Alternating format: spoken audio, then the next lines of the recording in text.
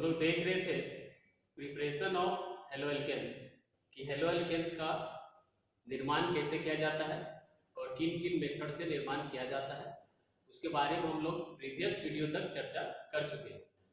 इसके बाद हम लोग को हेलो एल्केन्स के भौतिक गुणों के बारे में पढ़ना है, that means physical properties of haloalkanes के बारे में पढ़ना है, जो कि है पहला गुण फिजिकल स्टेट, भौतिक अवस्था कि जितने सारे हेलो एल्केन्स के कंपाउंड्स होते हैं, हेलो एल्केन्स के ऑर्गेनिक कंपाउंड्स होते हैं, और किस अवस्था में उपस्थित रहते हैं। क्या सभी के सभी सॉलिड अवस्था में उपस्थित होते हैं, क्या सभी के सभी लिक्विड में, क्या सभी के सभी गैसियस अवस्था में उपस्थित होते हैं, या फिर वैसे कौन कौन से कंपाउंड्स है, मेंबर्स है जो कि सॉलिड में भी रह सकते हैं, लिक्विड में भी रह सकते हैं और गैसेस में भी रह सकते हैं। तो देखते हैं हम लोग इसके भौतिक अवस्था में कि lower member of haloalkanes are gases, कि हेलो एल्केन्स का जो लोअर मेंबर्स है, लोअर मेंबर्स कहने के मतलब एक कार्बन का हेलो एल्केन्स, दो कार्बन का हेलो एल्केन्स, तीन कार्बन का हेलो एल्केन्स तक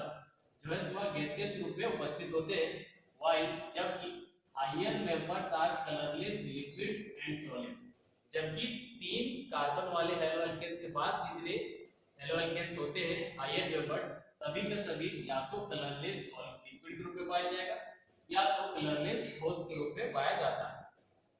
bromo and iodo alkanes are slightly coloured, लेकिन जितने भी ब्रोमो और आयोडो एल्केन्स के ऑर्गेनिक कंपाउंड्स होते हैं वह जो है सो आंशिक रूप से कलर्ड होते हैं। यह था भौतिक अवस्था। दूसरा भौतिक गुण में है बॉइलिंग पॉइंट। बॉइलिंग पॉइंट में देखेंगे हम लोग कि boiling point of haloalkanes increases with increase in size of halogen atoms, कि जितने भी अगर मेरे पास 10 हेलो एल्केन्स के कंपाउंड दिया गया उसमें पूछा जाए कि सबसे ज्यादा बॉइलिंग पॉइंट किसका होगा, तो हम लोग बता सकते हैं इस पॉइंट से कि अगर उसमें अलग अलग हेलोजन एटम उपस्थित है तो सबसे पहले हम लोग देखेंगे कि हेलोजन एटम अलग अलग उपस्थित है उसमें से किसका साइज बड़ा है, और जिसका साइज बड़ा होगा उसका बॉइलिंग पॉइंट ज्यादा होता है। और यह कब लागू होगा, जब अल्काइल ग्रुप में कार्बन की संख्या समान हो लेकिन अंतर सिर्फ हेलोजन एटम में, तब इस तरह का जो है हम लोग को पॉइंट लॉजिक का प्रयोग करते हैं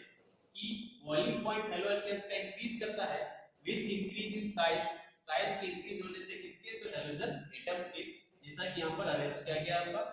आरएफ क्लोरोएल्केन, आरसीएल क्लोरोएल्केन, आरबीआर ब्रोमोएल्केन और आरआई क्या है, आयोडोएल्केन्स। इसमें अगर देखोगे हम लोग ग्रुप 17 में जब हम लोग देखते हैं तो वह ग्रुप 17 में सबसे पहले फ्लोरीन होता है, फिर क्लोरीन होता है, फिर ब्रोमीन होता है, फिर आयोडीन होता है। और हम लोग यह भी पढ़ चुके हैं कि जब किसी ग्रुप में अप से डाउन आते हैं तो साइज बढ़ता है, उसी तरह से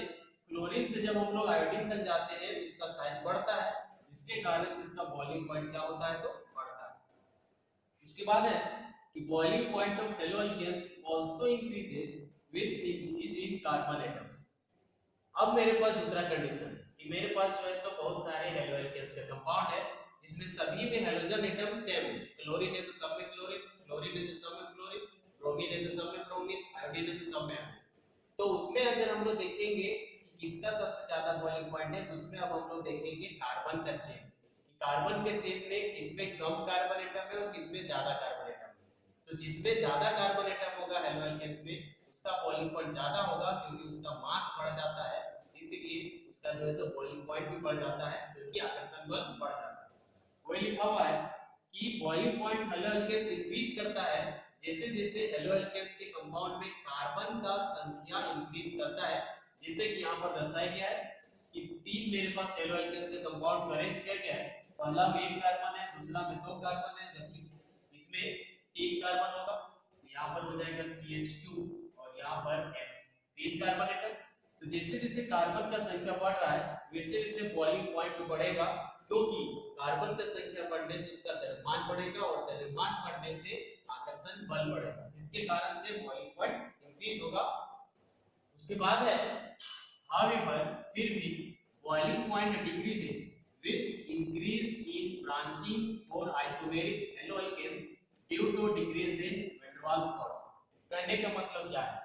लेकिन अगर कार्बन का संख्या बढ़ तो रहा है लेकिन उसमें ब्रांचिंग के तौर पर जो है कार्बन संख्या बढ़ रहा है, जैसे मेरे पास तीन कंपाउंड है, देख रहे हो यहाँ पर लिखा गया है तीनों कंपाउंड में चार कार्बन एटम, लेकिन चारों कार्बन एटम का अरेंजमेंट तीनों में अलग अलग है, जिसके कारण से फर्स्ट ट्रिप में आपका स्ट्रेट चेंजेस, इसमें एक ब्रांच के रूप में दिख रहा है, जबकि इसमें दो ब्रांचिंग कार्बन के जैसा दिख रहा है। इसमें बताया गया है कि जैसे जैसे अगर मेरे पास एक ही मॉलिक्यूलर फॉर्मूला वाले हेलो एल्केन्स के कंपाउंड है, लेकिन उसको अलग अलग तरीका से लिखा गया है, जिसके कारण उसमें ब्रांचिंग की संख्या जो है सो बढ़ गया है, तो जैसे जैसे ब्रांचिंग की संख्या बढ़ता है कार्बन के चेन में, वैसे वैसे उसका बॉइलिंग पॉइंट डिक्रीज करता है, क्योंकि उसमें जो है सो स्टेरिक हिंड्रेंस बढ़ता है। स्टेरिक हिंड्रेंस का मतलब कि ब्रांच के बीच में स्पेस कम होना, जिसके कारण आपस में रिपेल करना दोनों को दूर भागना, इसको बोलते हैं हम लोग रिपल्सन करना, है ना। स्टेरिक हिंड्रेंस के कारण भीड़ भाड़ ज्यादा होगा उसके कारण। तो देखते हैं हम लोग कि तीन कंपाउंड को अरेंज किया गया, तीनों में चार कार्बन एटम है, तीनों में जो है सो फर्स्ट स्ट्रेट चेन है, इसमें एक ब्रांचिंग इसमें दो ब्रांचिंग है। जैसे जैसे ब्रांच बढ़ेगा वैसे वैसे बॉइलिंग पॉइंट जो है सो डिक्रीज करते जाता है, क्योंकि स्टेरिक हिंड्रेंस बढ़ता है, जिसके कारण से van der Waals force of attraction घटता है ना। उसके बाद है अगला भौतिक गुण जो कि है सॉल्युबिलिटी, इसको हिंदी से घुलनशीलता हम लोग का घुलनशीलता, कि इनसॉल्युबल इन वाटर, जितने भी हेलो एल्केन्स के कंपाउंड है वो वाटर में अघुलनशील होते हैं, नहीं घुलते हैं।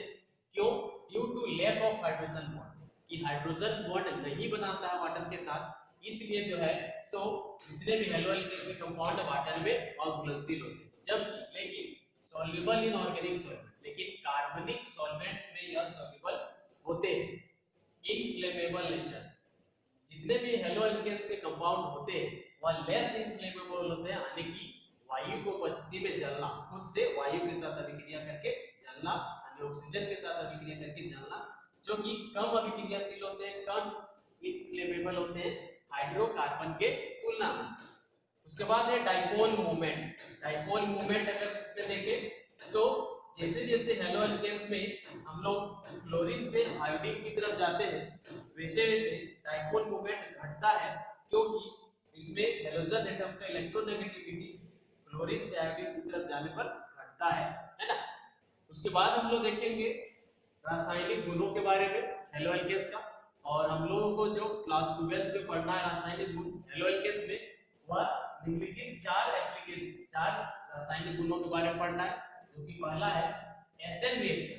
एसएन रिएक्शन का फुल फॉर्म होता है nucleophilic substitution reaction. Nucleophilic substitution reaction समझेंगे जब पढ़ेंगे हम लोग। दूसरा एलिमिनेशन रिएक्शन होता है। तीसरा रिएक्शन विद मेटल्स, धातुओं के साथ अभिक्रिया, और चौथा है रिडक्शन अभिक्रिया। ये चार